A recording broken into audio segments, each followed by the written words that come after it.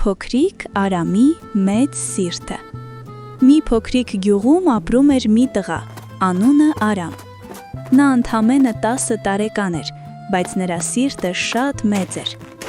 Մի ձմեռ ցուրտ քամիներ փչեցին, եւ Արամի մայրն ու հայրը ծանր մրսեցին։ Նրանք չէին կարողանում աշխատել, նույնիսկ դժվարությամբ էին վեր կենում անկողնուց։ Տունը լուռ էր, իսկ վառարանում կրակը քիչ էր վառվում։ Արամը տեսավ, որ հիմա ինքն է տան փոքրիկ, բայց ուժեղ հենարանը։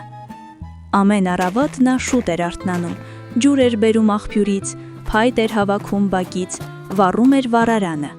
Հետո տաք թե էր պատրաստում ու մեղրով տալիս ծնողներին։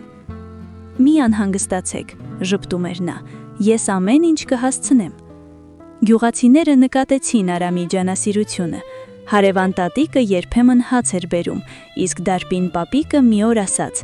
«Այս տղան մեծ սիրտ ունի, նրան պետք է օգնել»։ Բոլորը միասին օգնեցին ընտանիքին, բայց ամենամեծ օգնությունը Արամի սերն էր։ Ամեն երեկո նա նստում էր ծնողների կողքին ու հեքիաթներ էր կարդում, որպեսզի նրանք չտխրեն։ Մի քանի շաբաթ անց մայրն ու հայրը ապաքինվեցին։ Նրանք գրկեցին Արամին ու ասացին. «Դու մեր փոքրիկ հերոսն ես»։ Արամը ամաչելով ժպտաց։ Նա գիտեր, որ հերոս լինելը նշանակում է պարզապես սիրել ու հոգ տանել։ Այդ օրվանից գյուղում հաճախ ասում էին. «Մեծ ուժը ոչ թե ձեռքերում է, այլ սրտում»։